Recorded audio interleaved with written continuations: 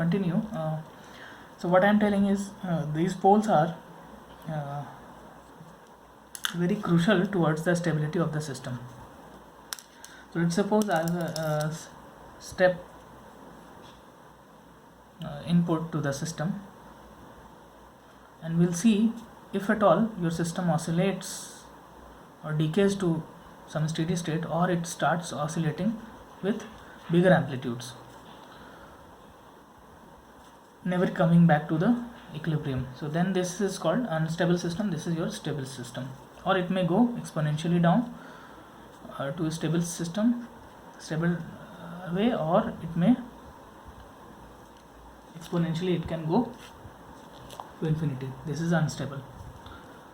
So how your poles are related to the stability? Let's see. We will look into an example to understand it better. So GS is equal to 1 upon S plus 1. Let's suppose we have this kind of system with having poles. So poles, how to get the poles? Characteristic equation is S plus 1 is equal to 0. You equate numerator denominator to 0 and you will get the poles of the system.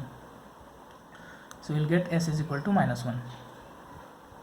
So if at all this S is in the left half plane of the S plane,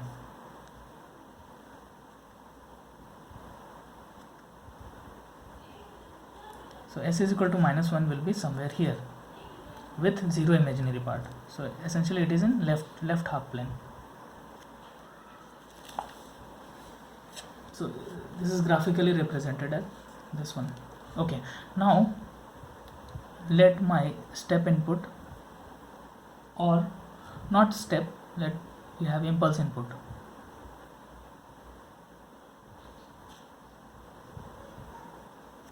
We have impulse input. We have an impulse input of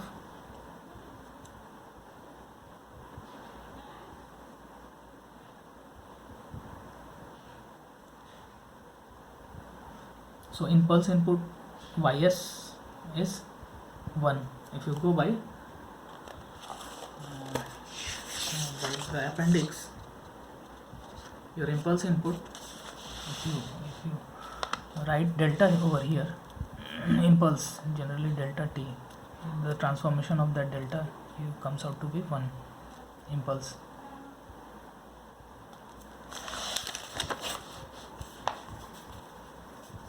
So what is my xs? Xs is equal to gs times ys.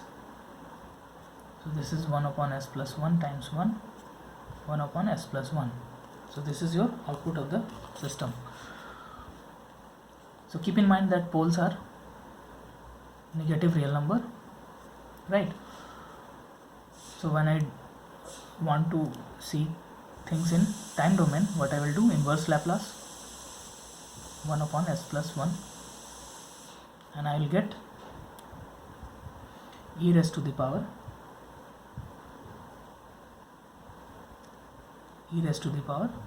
minus t. So essentially you will get xt is equal to e raised to the power minus t. So how your system will behave graphically? This is your time. You will get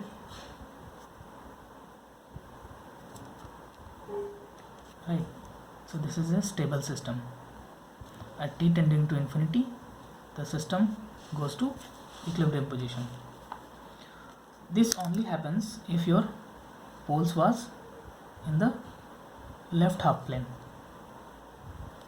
What if your pole is in right half plane? Let's suppose this is my 1, s is equal to 1 comes out to be here. So let's take that example. So let's make the system in such a way its poles are in right half plane. So s plus s minus 1 is equal to 0 will give you this pole.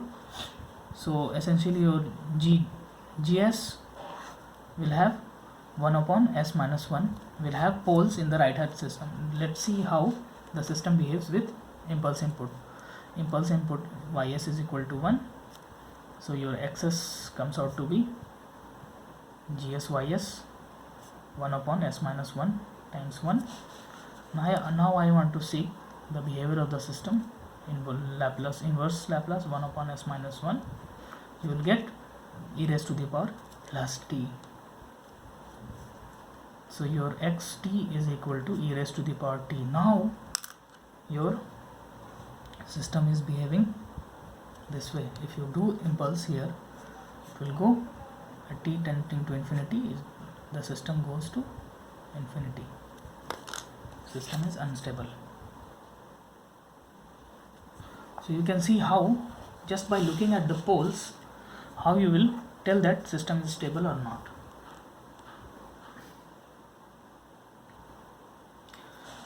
The last thing I want to talk about is the compensator.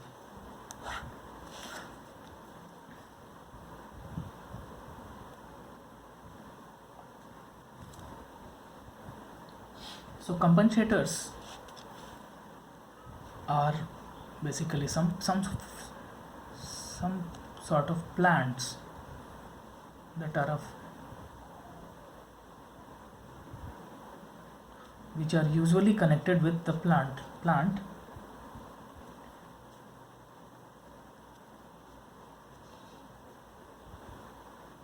in this manner.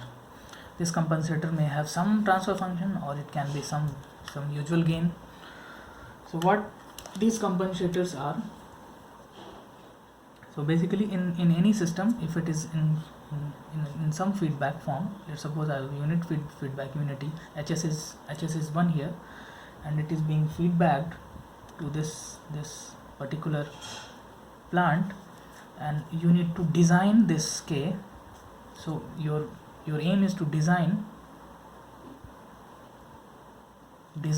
K, or optimal design of K, so that your system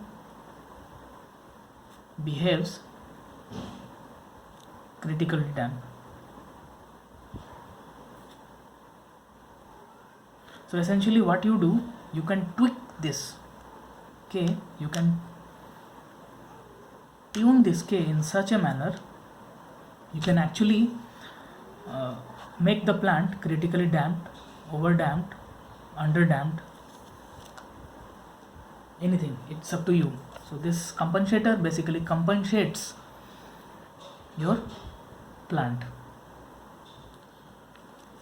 So let's suppose my GS is 1 upon s into s plus 1. Let's suppose this is my plant, some form of plant, some robotic arm, some motor. So the feedback transfer function of this type is generally written as GS times 1 upon GS times 1, right? GS times 1 upon HS times GS. So HS is 1 here. I can write it like this, and this K should be multiplied it here,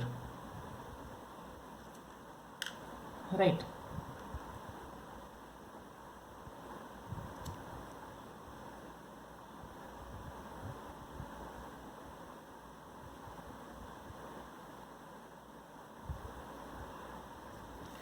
Now I can write K into GS, I can write 1 upon s into s plus 1 here, 1 plus K 1 upon s into s plus 1 I can write. So it can be written in this form, K by s into s plus 1 plus K. Now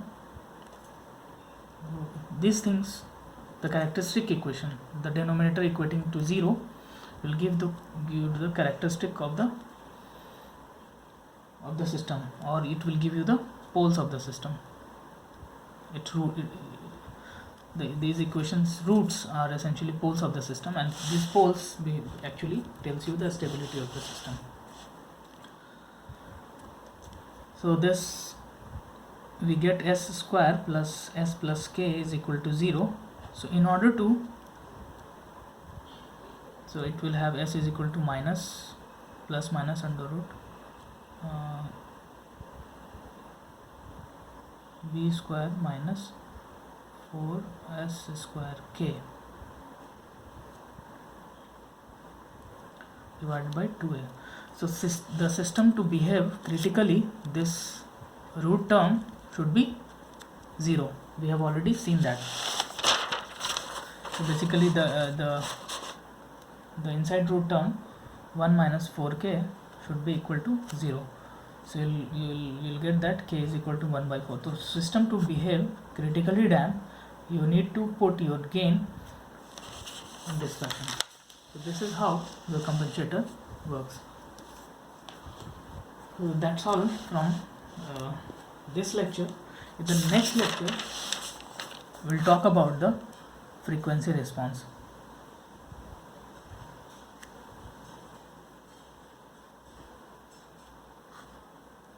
So essentially, what is frequency response? So far we have talked about step response, impulse response,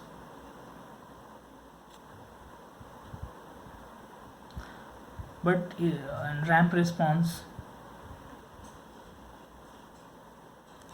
but we have not talked about what happens when the system is given sinusoidal response.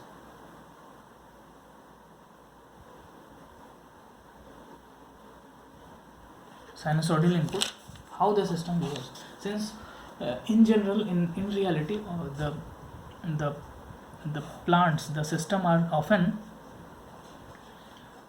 given in some form of sinusoidal input, not this. So these are not common. This is a common form. So we'll see how the system behaves when the sinusoidal input is given to the system. That's all from today.